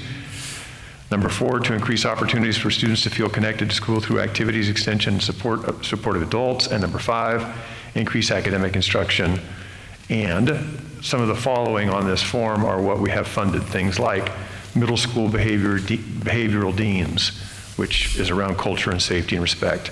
Behavior cadre special programs, kinder teachers to lower class size, elementary counselors, and I won't go through the whole list, transportation behavior support, social worker, middle school extracurricular programming, curriculum intervention materials, elementary recreational spaces, a library coordinator, elimination of sports fees at the high school. Those are all things that we've used our SIA funds as well as the rest of the list that you see there. This report would be submitted to the board should you approve it, or to the state should you approve it, and we would continue on with the grant and that spending as has been budgeted for this year. Be happy to answer questions, and hopefully answered a couple from earlier tonight. Yeah, my question is, so help me understand. I recognize all these programs we funded in the past. So is this saying we're going to continue, or any of these new initiatives? Thank you very much for That'll the be part of question. the budget process later this spring, okay. Correct, yes. So this is how we're spending the money this year, and this is a report to the state to say this is how we're spending the money. We'll have budgeting this spring, and there'll be some discussion about how to do that in the spring. I do believe that the state intends to ask for a recreation of the entirety of the process in the I don't know if it's next year or the following year, where they say, you went through a big process here to figure out how you're going to use these resources. We'd like you to do that again. Re-engage the community and let's have this discussion again and make sure that you have best and highest use of the resource to serve children in your district. And I think that's an important process. This is a specialty tax that was levied on businesses across the state that are funding this program, and it had a very specific intent. Yes. And we need to make sure that we continue to talk to the community and honor that intent. On corporations of a million certain dollar amount. Yes. Corporate activity tax. Yes. Yes. 0.65 of anything over $1 million. Yes. So Yes, be very clear. The other thing is that we should see an uptick in these funds. This was for the year 2000, in which the economy was basically closed for 4 months out of the year. Right. I believe, and this could be, I saw a number earlier this year that they believe that this will go as up in the next biennium as high as $2.5 billion. It's a lot. Which is why I asked Oregon, if yes. there may be opportunities to increase these. Absolutely. this list of, All right. Any further questions? We'll move on to the next updated organized. Go ahead. Could I make sure that you all approve this so that I can send it into the state? Oh, yeah. We Okay, should just that'd be approve great. that, yeah. I would move approval as presented. I second that. All in favor? Aye. All opposed? There we go. M3, organizational resolutions. And this is just adding the new gentleman and that you Yes, this introduced is earlier. hopefully the last time I bring this before you this year. I think this is about the third one, and it allows our new Director of Operations and Business Manager to sign checks and so forth.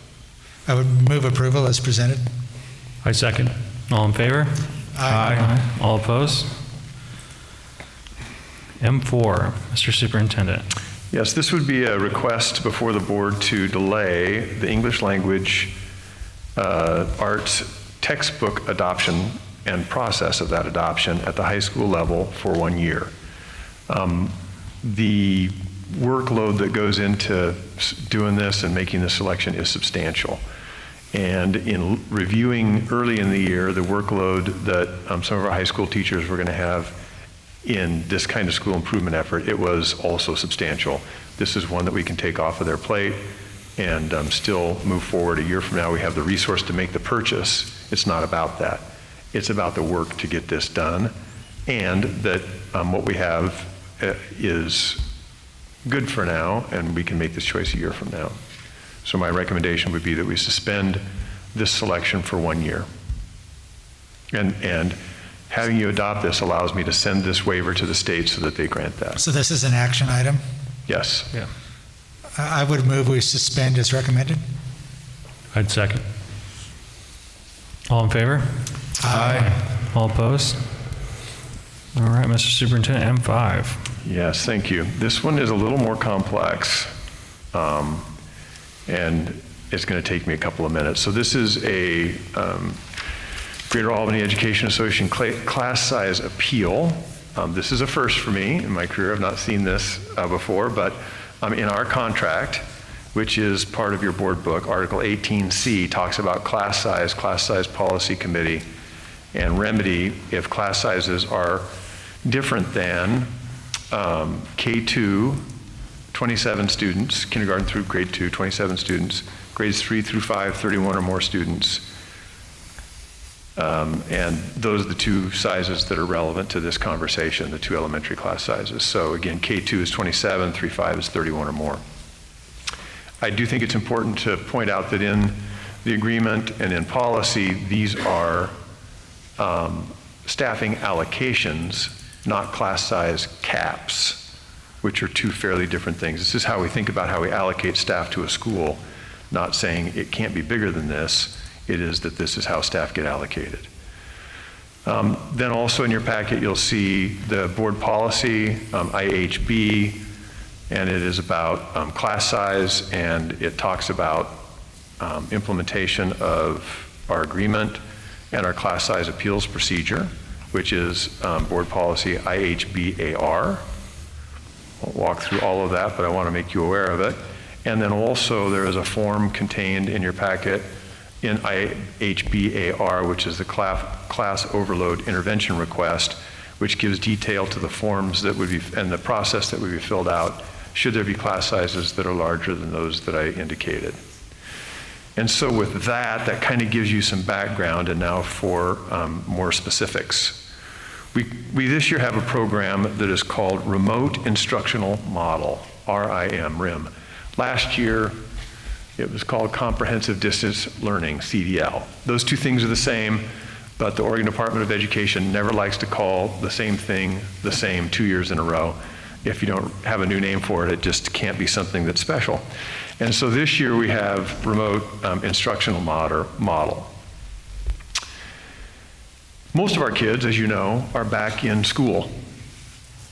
And at the elementary level, we are blessed this year with especially small class sizes. It's something that we've worked at and that we've been almost completely successful in implementing, which is wonderful and makes a difference in so many different ways. Some students and their parents chose not to return to in-person instruction. And so we have elementary students across the district. It might be one at Oak Grove. It might be one at Dakina. It might be two at South Shore who said, I've got a first grade student or a second grade student who this year, I don't want to have them back in in-person instruction. I would prefer to have them access their instruction the way they did last year, or if in the case of a kindergartner for the first time this year, through Remote Instructional Model, or RIM. And so, as we headed into the school year, the district set out to create that opportunity in each elementary grade. So we wanted to see how many kindergarten students would want that model, how many first graders, second graders, third graders, fourth graders, and fifth graders. And in every grade across the district, some did. What we decided to do was to hire staff to teach in RIM and to assign them to Tangent Elementary. So they are under the auspices of Tangent Elementary as a school, but they serve students from all of the elementaries across the district. And currently, the class sizes in those 6 grades, there are 12 kindergartners who are receiving RIM. There are 28 first graders. I need you to remember that the staffing allocation that I talked about was 27-1 in K1, and we're at 28 in first grade. Second grade, we have 14. In third grade, we have 32. In fourth grade, we have 25, and in fifth grade, we have 34. Those numbers have fluctuated some as we've moved through the school year. At the beginning, they were pretty small, and then they got a little bit bigger, and they've changed a little bit as we've moved forward. In fact, it's our understanding that in fifth grade next week, 3 of the students are moving back to in-person instruction, and that will reduce to 31, but it's not where it is today. And it's not where it is in third grade, which is at 32. So there are 3 places where we're off. We're off by 1 in first grade, we're off by 1 in third grade, and we're currently off by 3 in fifth grade. And so the process for this, as outlined in the AR, is that step 1 is for the teachers to indicate that there is more students than is in the staffing allocation, and that goes to a building class size committee, and the building class size committee creates a response. And in this instance, there was a request for relief, and that relief was denied by the building class size committee, as I understand it. And then there is a response from the teachers who have asked for the relief, and then it can go to the district class size committee, which it did, and then continued on to the superintendent or designee. In this case, our designee was Sue Luthra, who's our director of elementary instruction, who, with my approval, also denied the request for relief. And then the final process would be to bring it before the board and ask the board for relief. Now, we did do a couple of things to acknowledge that there was a request for relief. One of the things that we did is we added 3 classroom instructional aides to the program. So that was before 6 teachers, but then we said, let's hire up 3 instructional assistants who can help in the program, because we've got to be thinking about how we make this less difficult than it is. So we did do that as part of the process. We also hired a secretary for additional relief as part of the process. And so those are the things that we have done. It's for consideration before the board, and I can make a recommendation about that if the board would like. And I see that our HR director would like to say something, if that's okay. Board Chair? Wonderful. Clarifying point, I just want to mention that the teachers worked through the process. It did not involve a district class size committee. When you look at the contract, so there's information, the process for the contract is they spoke with their principal first, they spoke with the director of elementary education as the designee, and then they're going to the board. In reviewing this situation, there is just a slight disconnect, because the contract doesn't indicate the district class size committee. That's not a teacher issue. The process really would have been through a district committee, which we didn't have, working with Sue. In reviewing the situation myself, the result would have been the same, but I didn't, when we were talking about things earlier, Superintendent Saxton, I don't think my language was clear enough, and I apologize for that, but I didn't want you representing something, but they did work through a process. You probably said that correctly, and it was my poor understanding. I also want to point out that we have another group that's called AOL, Albany Online, which is another online program that we've had for a long time in the district and has been really successful in serving students. And we do have students from our district who get their instruction this year from Albany Online, as they have for a long time. And we also get students from outside the district that take Albany Online. And so that's another model, but isn't relevant to this discussion, other than to say that it exists and it's a good program. And then the clarification of the additional support was for the remote learning specifically. So Tangent has its brick and mortar K through 5 classrooms, those 6 classrooms who have staffing supporting it. The 3 additional assistants and the full-time clerical were specific for these 6 classrooms. I had a question. Were the 3 aides and 1 secretary added after the complaint came in or before? I'll defer to Director Huzeska. I believe the answer to that is after. Actually, looking at Sue Luthra, the Director of Elementary Education, she wrote information about it, and she indicated in late September, so after the start of school, in September we had the full-time clerical staff added, 2 full-time SEAs, and October 19th we had the additional full-time person added.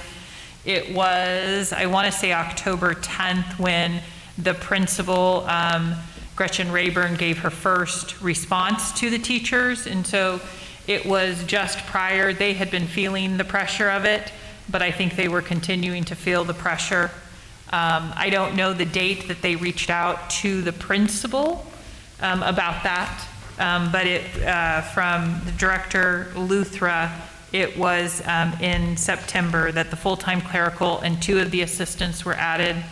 And then in October, as of October 18th, 19th, we added another full-time classified person. So I guess what I'm wondering is, did the assistants come by the time they were onboarded and ready to work after the complaint? Kind of backing up in terms of the original complaint, I believe they started before the teachers specifically gave. Yeah, Director Luthra might be able to help with that. Okay. The timing of that, I don't want to say, but Sure. close. I would say that I think the teachers are too. Oh, good. So one thing I wanted to say is, Director Harlan and I work together. We look at numbers for all elementary classrooms every week as we go on, and we noticed by the grade that Aaron was giving to Paul are really full. So we added the SEs then, and then another one later. But I think that will be. Yeah, just so you know, the contract states that the teachers are the ones that are supposed to present this appeal, and they are not trying to do that. Gentlemen? I'll leave that to the board chair. Fine by me. So I had a question. I just want to clarify. And we're welcome to have the staff come up and answer the questions. I would ask that you come up to the chair because I can't hear One of them come out. the audience. Just, Yeah, and you're more than welcome because we'd like to have the conversation. Do we need an additional chair? Yeah, there's one over there too.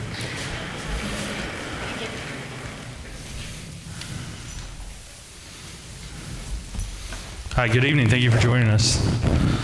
Hi, thank you. You can pull it towards you. I'm Annika Johnson. I teach 4th grade RIM. And I'm Tyler Garcia, and I teach 5th grade RIM.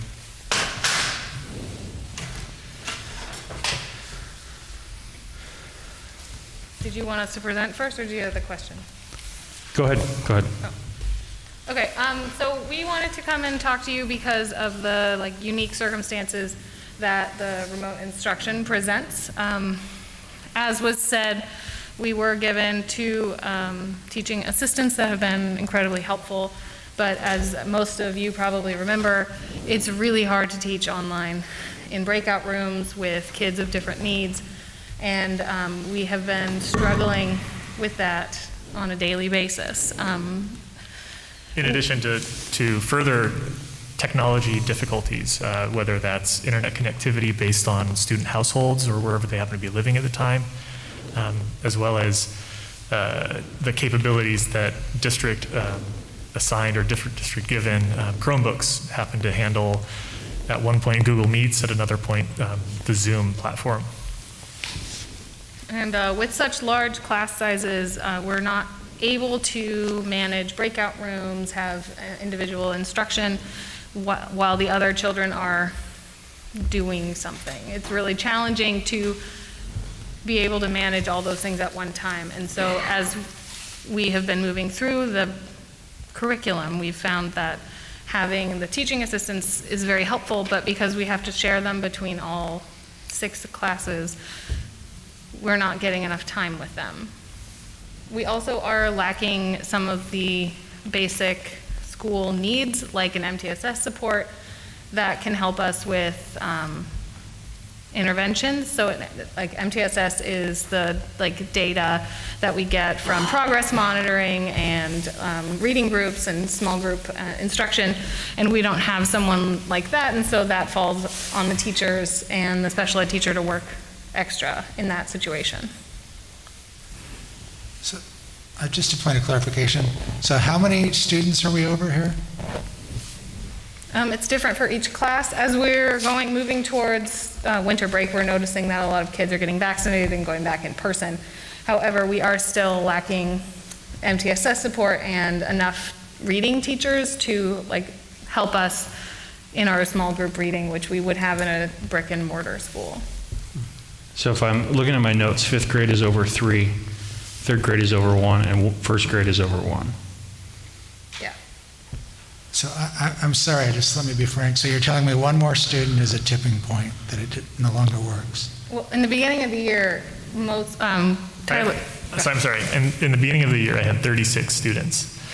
8 of them are on IEPs. Being able to address the needs of the students on IEPs in a remote setting has really increased the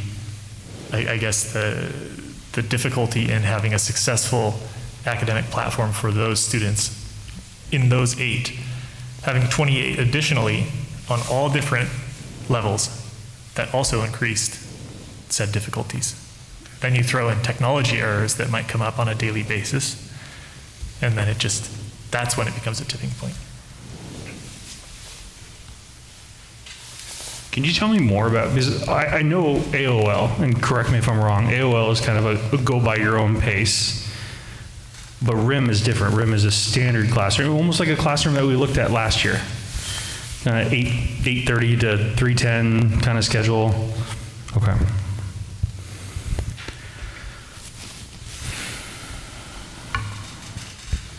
I thank you for the information, the presentation. I don't know about the rest of the board. I don't have any more questions. Gentlemen? I guess my only other question would be, are you saying as the years gone by, you're losing, because they're going, not losing, you're losing those students because they're going back to in-person class, or is the numbers going bigger? The number is not getting bigger, no. What we're saying right now is that even though we have lost some students, we still have an issue with not having an equitable learning environment because the kids are not being able to get progress monitored, or for us to have someone to work with and a team of people who understand how it works. We need MTSS support, and we need more reading teachers, just like they would have in a regular brick and mortar school. And also, I'm sorry. No, I was just going to say, some of these classrooms, did I hear 14 and 10 is some numbers? From K to 5, in order, it's 12, 28, 14, 32, 35, and 34. Okay. 25, I think. Yeah, 25 and 34. So are you being located in the tangent school because that's convenient, or because there's brick and mortar help there, or what I mean, Sorry, wait, I the didn't hear your resources you're question. talking about? I didn't hear your question. Okay, so you're assigned to Tangent Elementary, right? Now you're not, are you working out of those spaces, or you're working out of, you're not, right? No, we're working from home. Okay, so does Tangent have those, is that why they were assigned to Tangent? Because that gives them some resources? Well, at this point, Tangent has a full-time principal with 6 classrooms because they're a single classroom school. So she had Gretchen Rayburn, the capacity to take on overseeing then our district remote instruction, where Albany Online is through an outside resource that we work with. We have staff that assist with that. And I don't recall if it was just an option, work at the building or work at home. Obviously, if it's virtual, that type of thing, it's any support provided is, I guess, virtual when you're working with the students, so location. And speaking to the point of losing the students, with class sizes have decreased incrementally as Annika had said, with vaccinations or just choice by parents that have seen maybe a decline in student success. We're losing students maybe scholastically, I feel like. I feel like there's a greater chance of losing a student that has their Zoom screen off the entire class day, even with contact directly from teachers and administration to say, you need to turn your cameras on, you need to be at your computer again through the instructional day. It's the school day. There are times where I see students go idle using a program called Go Guardian. I see students go idle for 2 hours at a time, and that's not because of anything I'm doing. I'm still cruising along as my instructional goes on, working through blocks, but I'm also trying to reach out to the secretarial staff at Tangent Elementary School to have them do attendance checks with parents or households, and sometimes we get that contact, sometimes we don't. So I feel like then when we did start with a higher class size that did push us over that number, we still are losing that engagement within the students, which then, with not having MTSS or more SEAs available to us, those students have a greater chance, I feel like, of falling behind, which is already happening through the pandemic, as we've seen last year, or the last 20 months. Thank you. So I just got to ask, so the experience you're having is the same experience that we all had during the pandemic? I mean, we're still in the pandemic. But it is the same. Excuse me, the same experience as when schools were closed to in-person learning?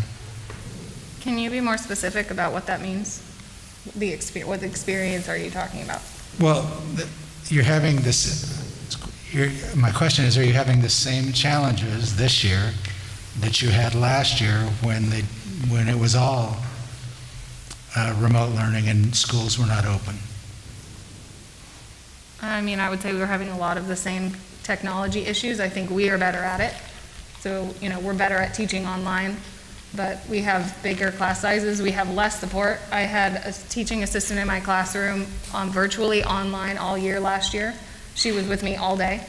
And I don't have anyone except for 1.5 hour block for reading this year. Thank you. Thank you. And while this is an issue that, like you had said earlier, nothing magical is going to happen after winter break, correct? I mean, that's not what we're expecting by having this appeal, just based on what has been granted to us, whether it's more SEAs. But what we're looking forward to is the future, that if this, with the pandemic moving into being endemic, we're looking forward to, will this be kind of a mainstay or more of will this be available next school year? What kinds of solutions can we find to look forward to next school year, rather than trying to, we'll look for support that we are, we're very grateful for, as Annika said. We're very grateful to have any SEA that we do have, because that provides small reading group support, that provides math support, that provides writing support, in addition to any other kinds that we can find. But looking forward to the future, it would be, I feel like, really putting the children first that do, or families first that do decide to have their students in a program similar to this, if RIM continues into the 22-23 school year.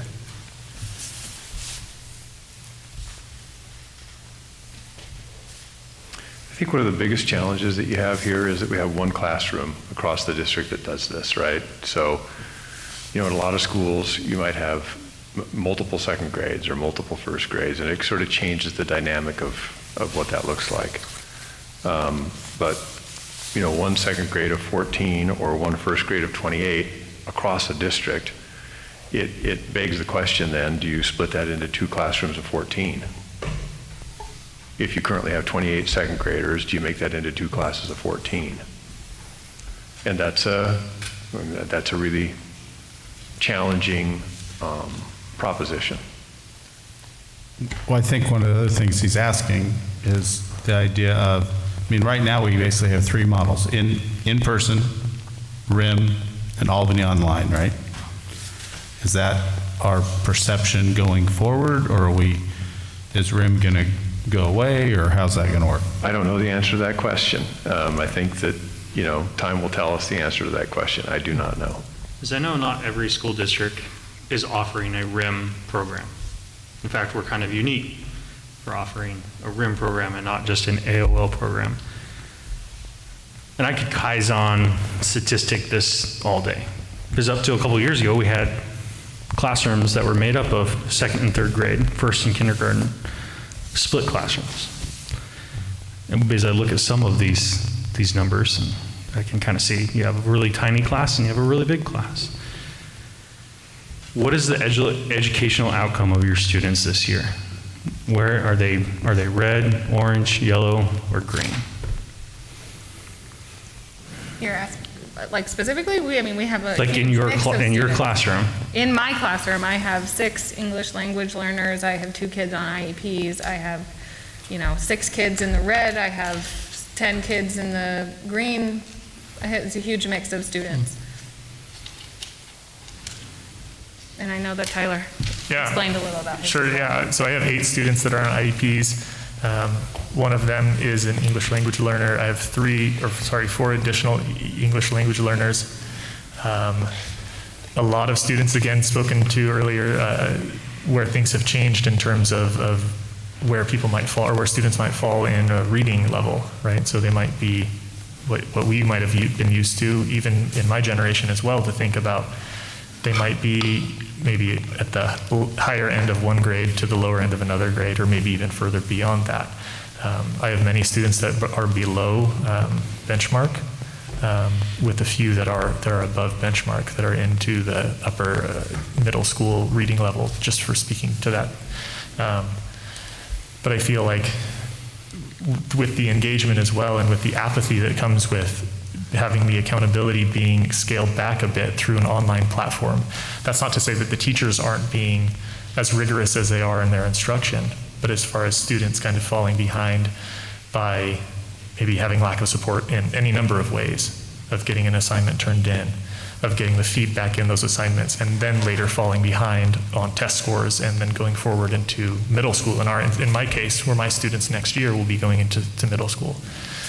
So it is a wide range of what our classes are made up of. Thank you for presenting this for us. Mr. Chairman, if I could, I'd like a 5-minute recess. Yes, sir. Been going at this a couple hours, and I was going at it a couple hours before then. Thank you. We'll return in 5 minutes.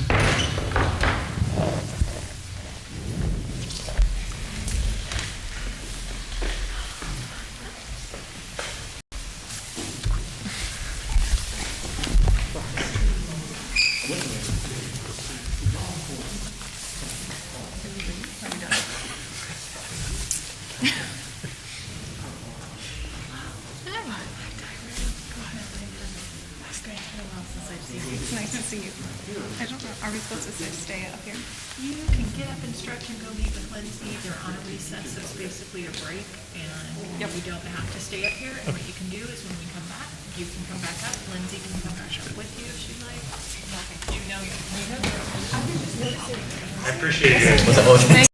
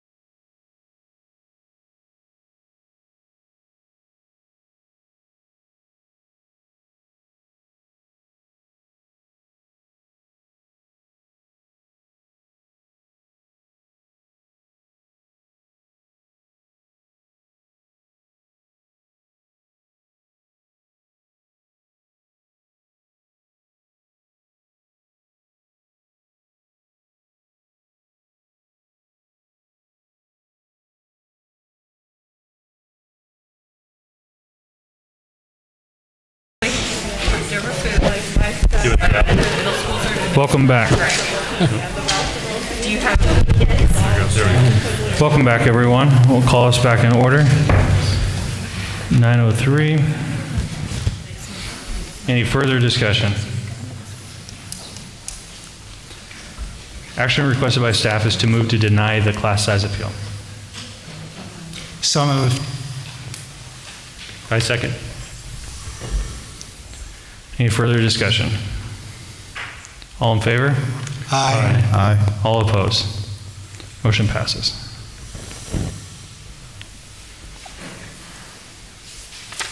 As it's on the agenda, the MOU, it is not prepared for tonight. That's correct, Chair Agnew. We do not have a memorandum of understanding. We put it on here because we thought that we would, but we need to remove it from the agenda. My Okay. apologies. No worries. Any future agenda items? We do have M7, however, which is a memorandum of understanding for BIC SSC updated. And this was a calculation error on the proper pay that was within this. And so if we could ask you to approve that as presented, it would be appreciated, and we would have the memorandum reflect what the discussion was with the association.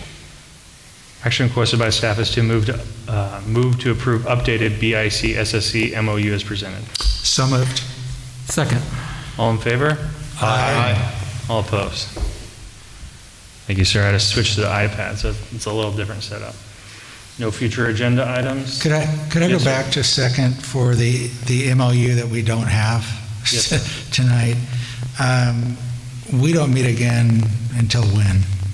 29th.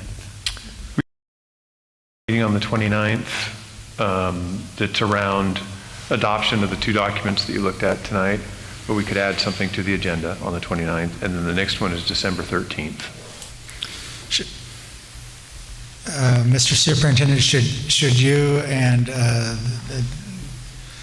come to an agreement on the MOU, I, for one, would be willing to meet on a 24-hour notice to get that done so it takes effect immediately. I hate to just write that off tonight for another 2 weeks. Appreciate that, duly noted. We can make that happen. Thank you. Thank you, Director Nyquist. Any other agenda items for the board? I'll hear a motion to adjourn. So moved. Second. All in favor? Aye. Thank you very much.